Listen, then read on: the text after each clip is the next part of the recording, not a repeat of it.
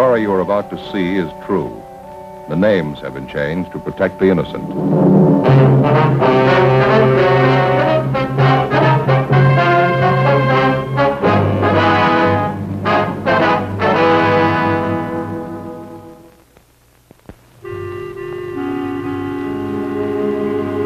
This is the city. Los Angeles, California. Like other great cities, it is home to all kinds of schools where you can get most any kind of education. There are universities, high schools, grade schools. Some students take the problem of earning a living. They enroll in a trade school. Some learn to cut hair or how to give a permanent. Still others try their hand at fashion modeling, at nursing, or taking shorthand. They learn how to be bartenders, dentists, actors, how to drive a car, or how to give a massage, how to be a tailor, a wrestler, a chiropractor, or how to be a clerk in a supermarket. All these schools are accredited. There's one that is not. It holds its classes in the cracks and crevices of the city. Because of it, I have a job. I carry a badge. It was Wednesday, December 17th. We were working the day watch out of burglary division. My partner's Frank Smith. The boss is Captain Bernard. My name's Friday. We'd received a call from an unknown informant who claimed he had information about a series of burglaries. He refused to give us any details. He even refused to give us his name. He said he'd contact us at his own convenience. We waited.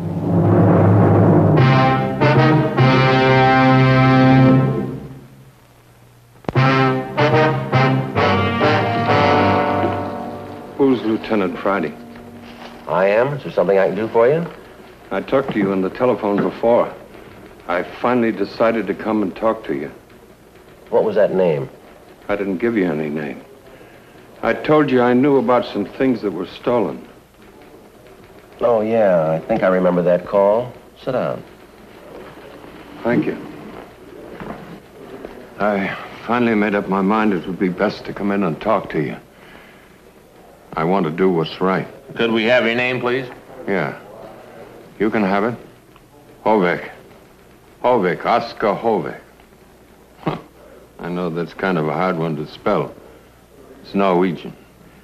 I've figured out a way to change the spelling, but I haven't got around to it yet. H-O-V-E-J-G. You spell the Oscar with a K. Uh-huh. All right. What did you come in to tell us, Mr. Hovig? Well, if I show you something that I think is stolen, have you got some way to find out who it got stolen from? Yes, sir, we might, if the theft was reported to us. I don't know anything about that part. This is all I know. I hope I'm doing the right thing.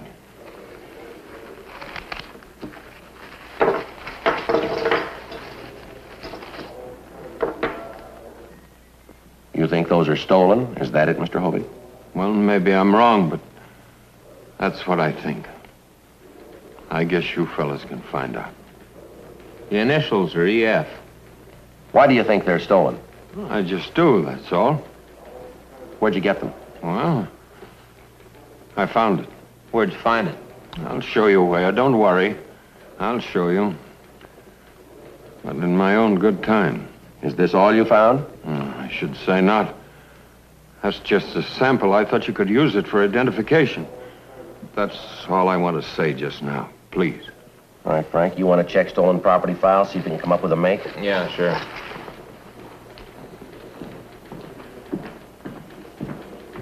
Mr. Hovig. Yes?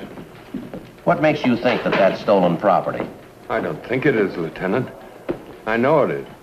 How do you know? I can't tell you now.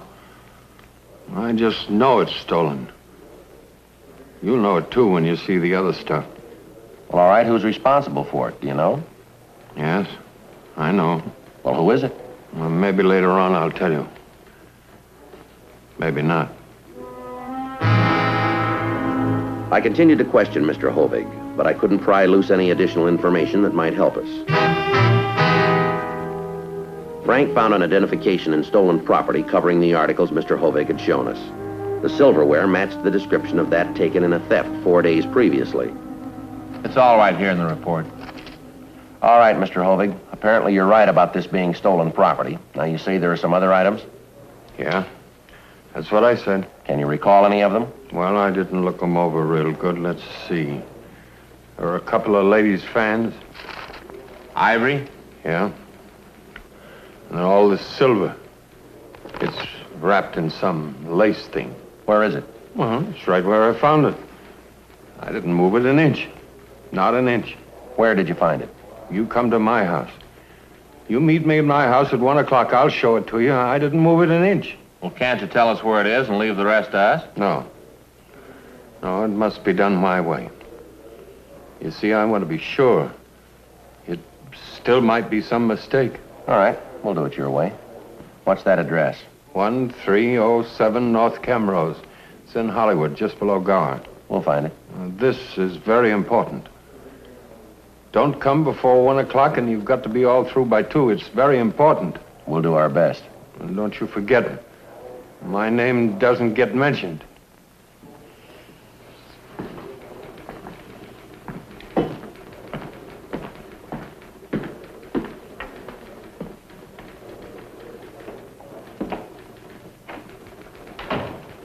Well, we've worked some strange ones, but this is shaping up a real winner, isn't it?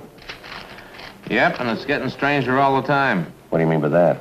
This theft report the victim filed. Listen to this. I insist that in the event of my property described above being recovered, that the police inform me first before giving out news of same to any newspaper or broadcasting station.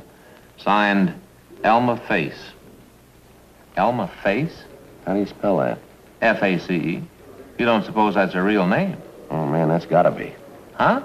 Nobody could come up with an alias like that.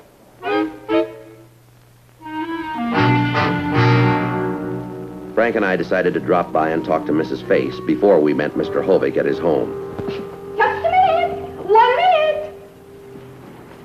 minute. Yes, what is it? Mrs. Face? Of course. Who did you think? Yes. Well, we're police officers. Police! Oh, great, great. Come in, come in. Oh! You have burned the stuff! Well, part of it, anyway. Oh, good. Can you identify this, ma'am? Oh, yes, of course, it's mine. Oh, sit down, sit down. And a personal interview with the police to boot. Well, sit down. You don't understand. We can only stay a minute. Please, I ask you to sit down. All right. I just want to jot down a few notes. It won't take but a jiffy. Now, Mrs. Face, we'd like to ask you a few questions. Now, let's see. My notebook is here someplace. I keep thinking I should tidy up a bit, but it would just get messed up again, so what's the use? Oh, some of my very best thoughts are in here someplace. You know how writers are. And it would be such a shame. Do you know Tom Carlyle? What divisions do you work out of, ma'am? Oh, no. He was a very famous author. He wrote The French Revolution about 100 years ago. And guess what happened to his very first volume? Millions of words. A cleaning woman came into the room and threw them all away, burned them all up. And when she was asked why she did it, do you know what she said? She said she thought the paper was just no good anymore because it had already been written on.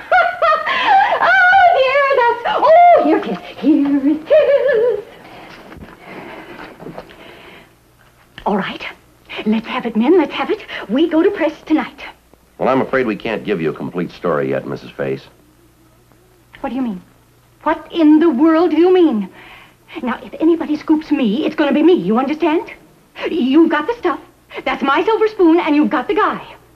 So why shouldn't I get my own story? I am waiting for your answer. And don't forget, I can make this sound real bad if I feel like it. All we have is a lead. We haven't picked up the thief yet. We haven't recovered all of your property. Now, we should know more about it in an hour or so. Oh, that's the way it is, huh? Yes, ma'am, that's the way. Well, where did you get that spoon? From a man who claims that he found it. Where did he find it? Well, he hasn't told us yet. We're going to meet with him in a little while. Aha! You're going to have a rendezvous with him. Is that the idea? Yes, ma'am.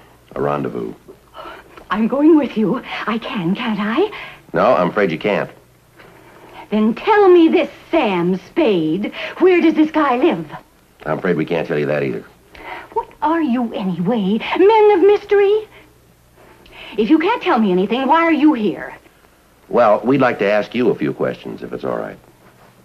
All right, then. Shoot. We have your report. We thought you might remember some of the details.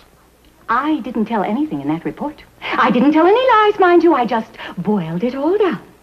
I said that this box of stuff was stolen from my car. But I didn't say I saw the whole thing. You saw the theft, did you? Sure. What did you think? My eyes are open, Mr. Wide Open. You see, I moved in here last week with my girlfriend. Her name is Rose, and we call her Gypsy. I'm divorced, thank goodness. Oh, yes.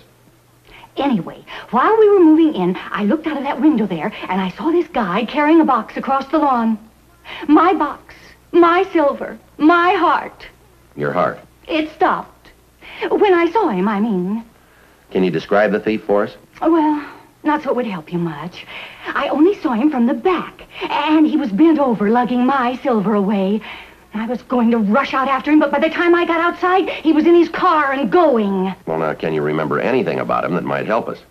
He was a tall, big man. Even bent over a bit, carrying that box, I could tell that. I was a bit upset, you understand, but I did notice something that might help you. Well, what was that? He threw a glove out of the window of his car. A glove? That's right. This one. Oh, just threw it out, you know. And there was an L in the license number, and the color of the car was green. Why didn't you put all of this in your report? I told you. I didn't want to get scooped. I wanted in my paper first. Now, that shouldn't be hard to understand. Well, just what paper do you write for? This one. The Southwest Record? It's a throwaway. I am the editor of this sheet, and don't call it a throwaway. It's a shopper's weekly. So you didn't want any other paper to print the story before you did. Is that it? That is what I keep telling you, man. And you haven't printed your story yet? No, siree. Not a single word of it. You know, on second thought, it might be a good idea for you to be with us when we have our meeting this afternoon. Fine. When? 1 o'clock. Good. That'll give me time to change. Where shall I meet you? The address is 1307 North Camrose. 1307. I'll be there. Oh, say, in case I have to ask, what's your name? Joe Friday. Friday. Friday? Oh, that's a funny name.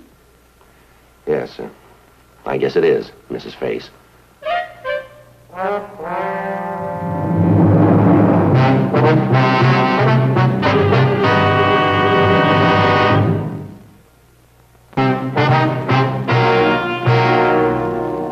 After talking to Mrs. Face, Frank and I had lunch. Then we drove to the address Mr. Hovig had given us.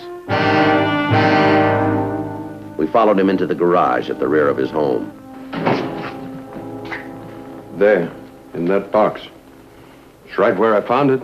I didn't move it 1 inch. Now, you think everything in that box is stolen property, do you? Well, I don't know for sure. I don't think so.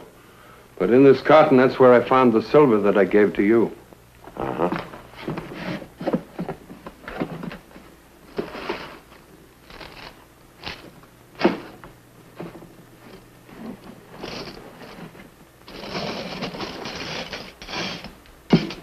Yeah, it looks like it, all right. Sure does. When did you find this stuff, Mr. Hovig? Monday. I was neatening up this bunch of things, and I lifted that one by the string, and it broke. It turned over, and a piece of silver fell out. Well, I picked it up, and I noticed it had initials on it. I didn't recognize those initials. Then I didn't know, so I forgot to mention it. Mention it. At supper.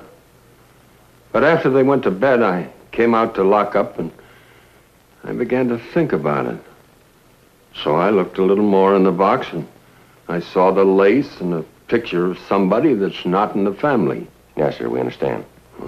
I never trusted that fellow the minute I looked at him. Now, who do you mean, Mr. Hovig? My son-in-law. Oh.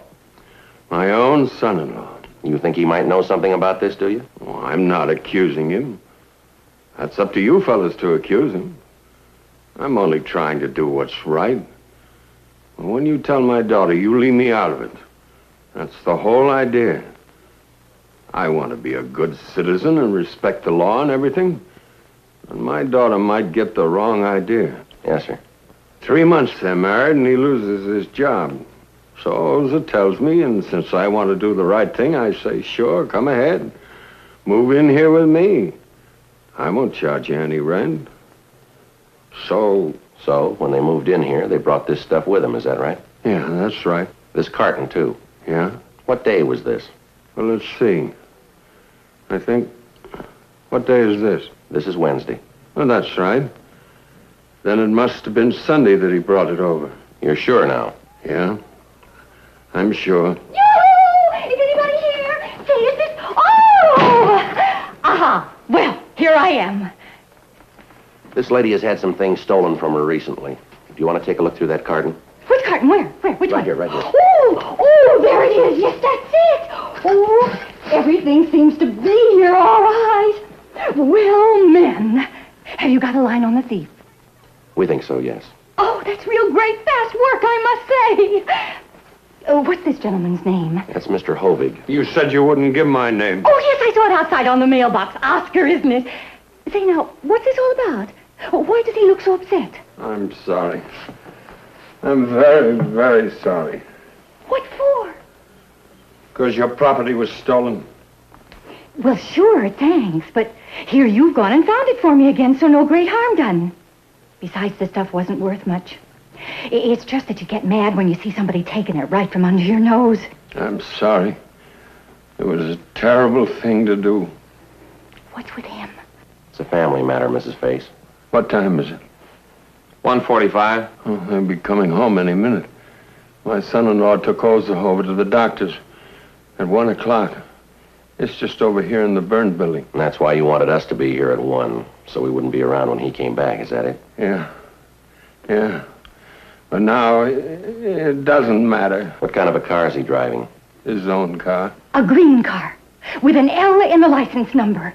How did you know that? Oh, sure. You saw it. You'd like to tell us about it, Mr. Hovig?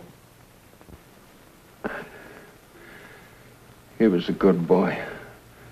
A fine boy. I didn't hate him. Not at all. I don't know why I did it. They love each other.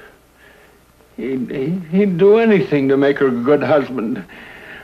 I was crazy. I couldn't stand it to be alone. Even the piano. It's no good to play it unless there's somebody to listen. Even if they're not paying much attention, just moving around the house. It's nice to know that somebody is there. A year or two ago, my daughter began to have boyfriends. I talked to her. I told her that she had plenty of time. You don't go around with boys when you're just a kid, I told her.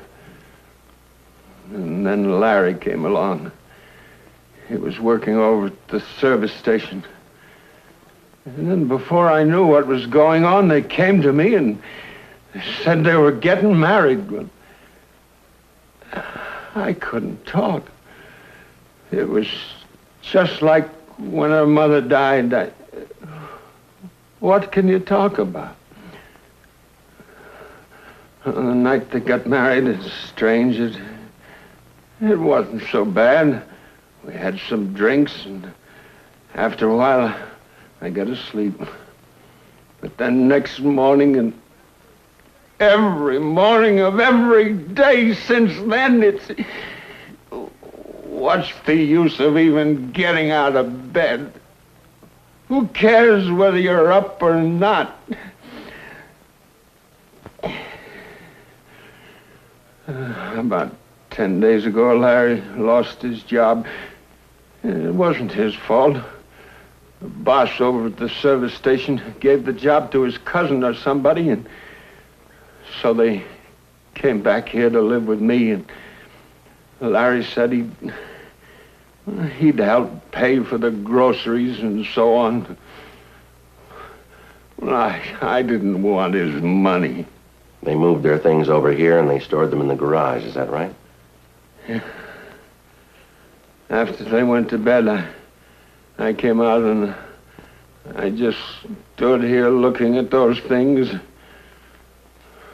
And the next morning, I felt terrible. Worse than before. They weren't here. And then I remembered that I told them they could have the station wagon, and they were going out to the beach with another couple, and I really didn't care. I was feeling sorry for myself, and them going off and taking my station wagon, you know? Yes, sir, I think so. Well, you know the rest. We'd like to have you tell us anyway, Mr. Hovig. Well, I had a music lesson over in Selma.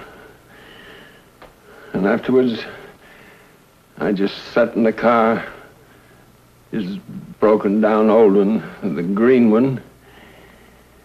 And then I saw this lady and another one unloading their car down the street. Cartons and things, and they reminded me of the ones in the garage. I thought if I grabbed one and put it with Larry's and then tell the police, they'll say Larry's a thief. Even if anybody saw me, it didn't matter. It was Larry's car. They'd blame him. That's why you threw that glove out of the car, is that it? Yes. How could I do such a thing? I never did anything so wrong. Never.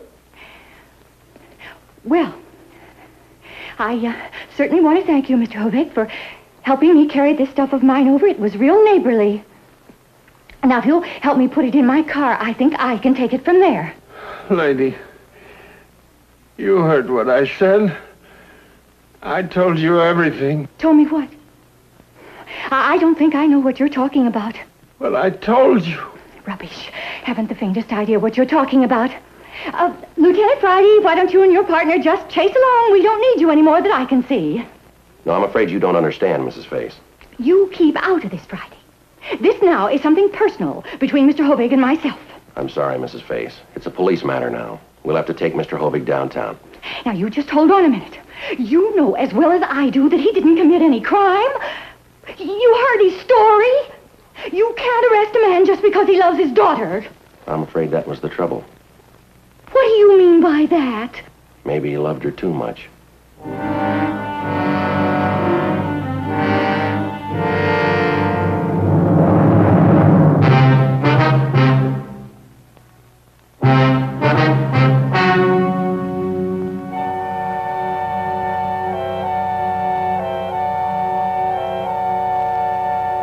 On June 5th, trial was held in Municipal Court of the Los Angeles Judicial District, State of California.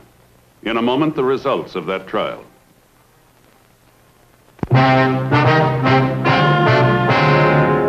The suspect pled guilty to the charge of petty theft, 1 count. Petty theft is punishable by a fine not to exceed $500, or by imprisonment in the county jail for a period of not more than 6 months, or both such fine and imprisonment.